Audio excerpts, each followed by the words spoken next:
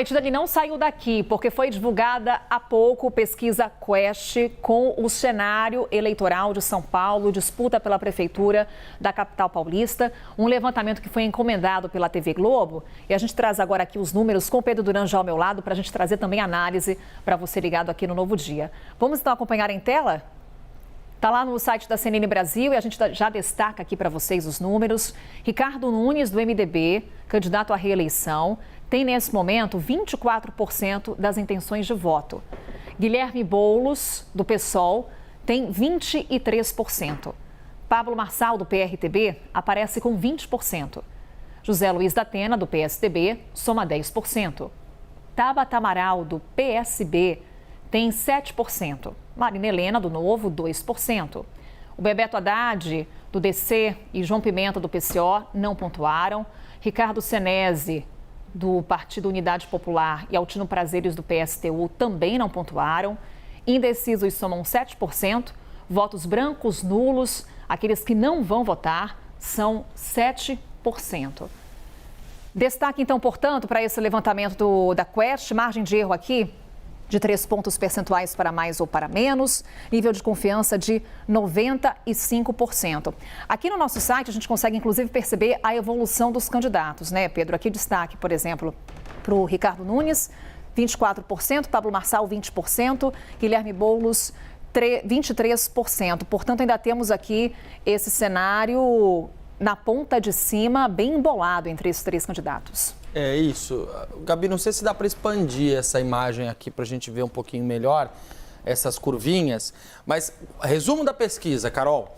A gente teve aqui Marçal descendo 3 pontos, Boulos subindo 2 pontos, Datena subindo 2 pontos, Tabata caindo 1 ponto, Ricardo Nunes, Marina Helena e os outros candidatos, enfim, permanecendo no mesmo nível. O que é importante a gente perceber aqui? Primeira coisa, a amostragem dessa pesquisa ela foi a campo domingo, segunda e terça-feira. O debate da cadeirada foi no domingo. Então, o que a gente percebe de mudança nos candidatos envolvidos no episódio cadeirada é o Marçal recuando 3 pontos e o Datena ganhando 2 pontos. Aqui essa diferença, né? O Datena sobe 2, o Marçal desce 3. Ah, dá para dizer então que esse episódio da cadeirada beneficiou o Datena e prejudicou o Marçal? Não. Por que não? Porque a margem de erro da pesquisa Quest é de 3 pontos percentuais. É o que a gente fala de oscilação, né? Porque está dentro da margem de erro. Então, esses 2 candidatos, eles tiveram uma mudança numérica muito pequena para se dizer que cresceram ou que caíram.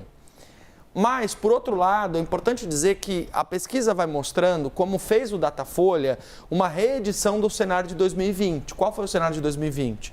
Guilherme Boulos e o então vice-prefeito que assumiu a prefeitura num segundo turno. Na época era Bruno Covas. Bruno Covas morreu, João Dória tinha saído para disputar o governo do estado e agora é Ricardo Nunes a pessoa que fica na prefeitura e que, nesta leitura numérica deste momento, estaria indo para o segundo turno com o Guilherme Boulos. Evidentemente, como o Pablo Marçal tem 20 pontos, o Boulos 23 e o Nunes 24, eles estão muito próximos ainda, empatados inclusive na margem de erro, para que a gente possa afirmar que quem vai para o segundo turno é o Nunes e o Boulos.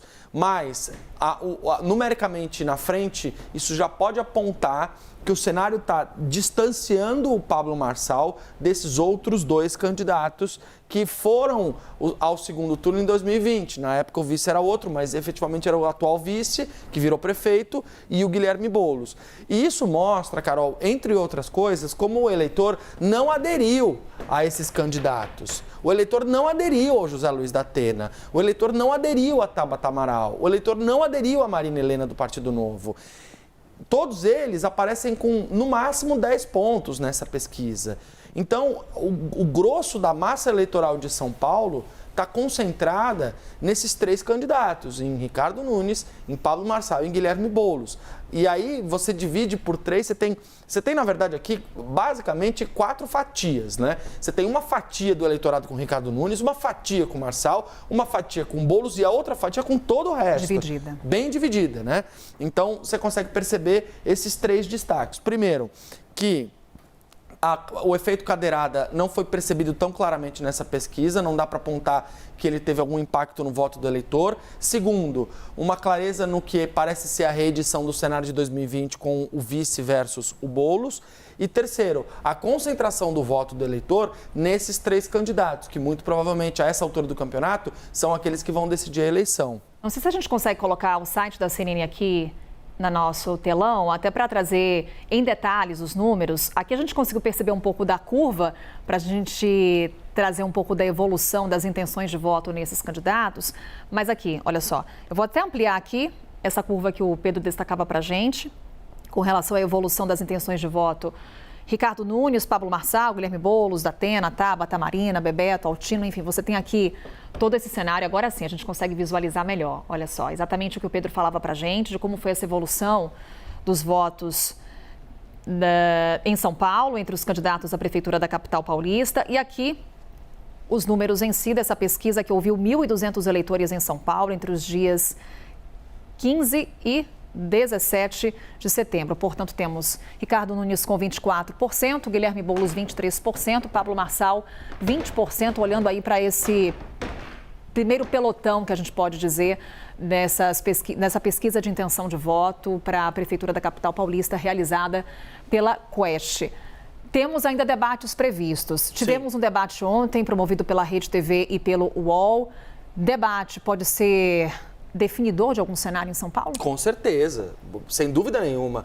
O debate foi o que fez surgir um personagem chamado Pablo Marçal nessa eleição. Ele aparece para o eleitor de São Paulo no debate da TV Bandeirantes. E é por isso que ele começa a pontuar significativamente nas primeiras pesquisas.